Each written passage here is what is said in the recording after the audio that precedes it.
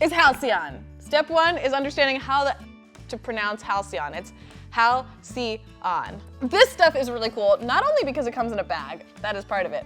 It is because it is a water-based varnish, which means that instead of its base being a aromatic solvent or like a toxic smelling chemical, it's just water. So you can use it without a respirator, you can clean up with water, you can wash your brushes with water, and it doesn't form a skin on the top of the can the way that all other varnishes do because it comes in a bag. So you pour it out and you squeeze out the extra air and you're done.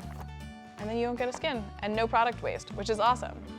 Halcyon's also really helpful for building coats. I really like it. Even if I want like an amber base coat, I'll build my coats in Halcyon because you can overcoat in an hour, the cleanup is really fast, and it dries really fast. So you can do like 5 or 6 coats in a day.